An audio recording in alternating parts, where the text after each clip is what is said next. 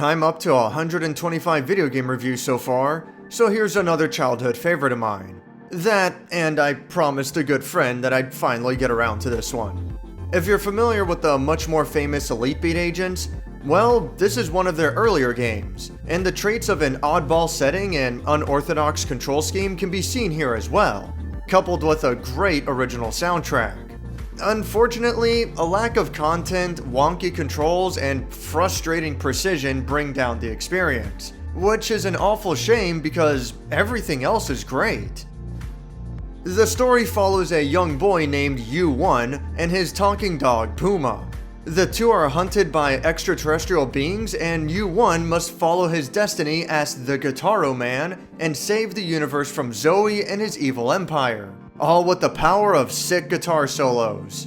It's a very stupid story, but it's really charming too. U1 has the personality of a slacker and he often puts himself down, but over the course of the adventure he slowly gains more confidence. Even if there's not much to the side characters, I do like the cast and the setting a lot. Much of that has to do with the character designer Mitsuru Nakamura, who is given the top spot in the credits as the game's visual producer.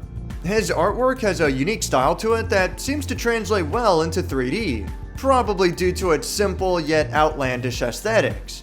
It's not the most impressive looking PlayStation 2 game, even considering that it's a budget release from a smaller developer, but it does stand out and is memorable for that alone, and it really is a cool looking game. Despite me calling the story dumb, the dialogue and characters are a big part of the appeal, and the voice acting is pretty decent, considering the time period. It has that kind of Japanese humor, but not in a bad way. More like really dumb and weird visual gags and a goofy sense of humor that's kind of hard to explain, but it's very enjoyable. More importantly, you can tell the voice actors were actually trying with this one, and it goes a long way to fleshing out the world. No subtitles though, and it doesn't help how the music and sound effects can sometimes drown out the dialogue in ways that don't seem intentional, but if you pay attention, then you'll catch on to what everyone is saying. Of course, for a music-based game, you gotta talk about the music. It is good. It's a really good soundtrack. Even though most of the game is focused on guitars, there's a wide variety of genres here, including electronica, hip-hop, and one with this awesome Spanish flavor to it, and they're all great. Unfortunately, there's only about 10 playable songs in the whole game, so for as good of a soundtrack as it is, there's not actually that much to it, which of course goes along with the game itself being very short. This might sound like a deal breaker when compared to the juggernauts of the genre, but keep in mind that those games usually use licensed music and they aren't as creative in terms of the gameplay.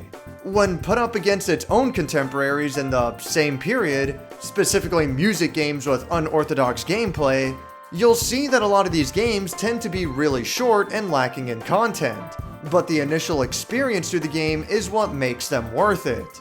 That's why I'm inclined to give this a recommendation, but it does have some severe problems with the gameplay.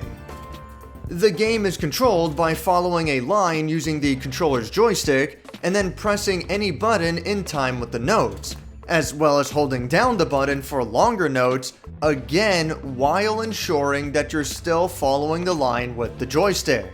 This is occasionally interrupted by a more traditional button rhythm segment, and the two gameplay styles go back and forth throughout a song. It doesn't sound too complicated, but it doesn't take long for the difficulty to ramp up like crazy. One of the more interesting things about Gitaroo Man is that the whole thing is meant to be set up like a series of dueling guitar battles, although half the opponents use keyboards, trumpets, and other such nonsense.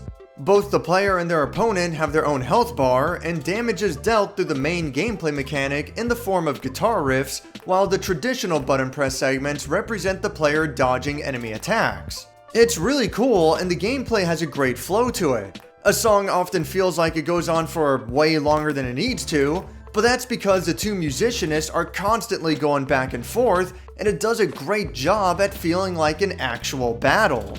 The problem with the gameplay is that some of the details are implemented in very bizarre ways. For one thing, when you have to follow the line with the joystick, the cone-shaped tracker will automatically snap to the line whenever you get close enough. This is a huge problem because it's hard to know how accurate you really are. You might think you're doing just fine, only to veer off course when you least expect it. I can't imagine there's a reason why they did this other than just to make the game more difficult. But it goes beyond just being challenging and turns it into needlessly frustrating. This is on top of how crazy the button prompts can be. Just look at this onslaught, this is insane.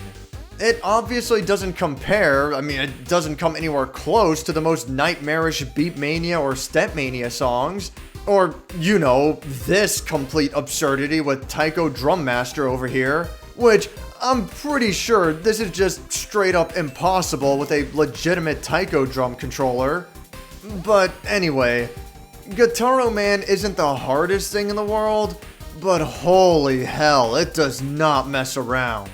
That being said, there's this really odd aspect to hitting the notes. While you're graded on a scale of great, good, okay, and miss depending on your accuracy, there's no penalty at all for hitting the button over an empty space. This means that you can simply mash the button rapidly without a care and focus entirely on guiding the joystick through the line, and you'll hit your notes most of the time. You might think that the longer notes are designed to punish this, but sustaining the note doesn't seem to do a whole lot aside from probably providing the player with the higher score.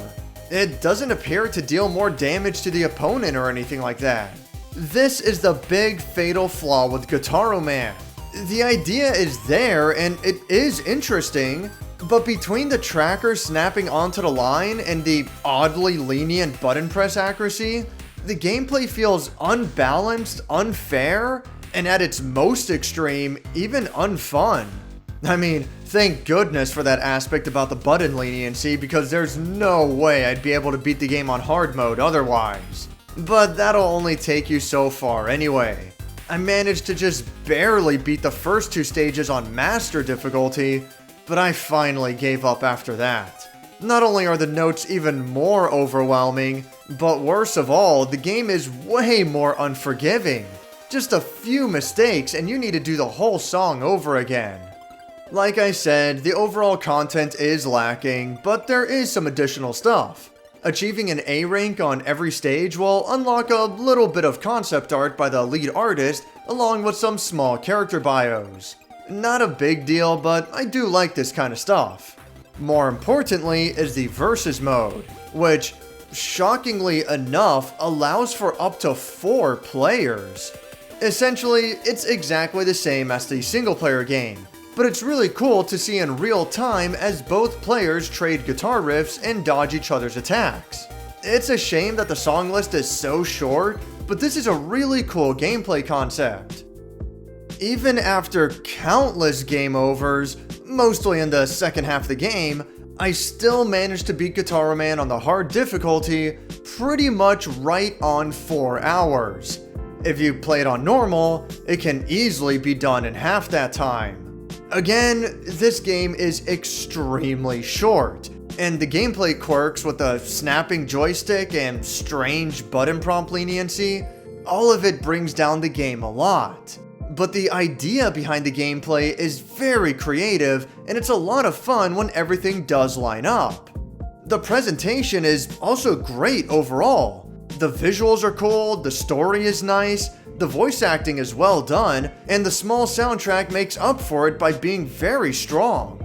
It's also worth noting that the game was ported to the PlayStation Portable with some additions, including the ability to pause and resume the game in the middle of a song. It's ridiculous that that's not possible in the original PlayStation 2 release.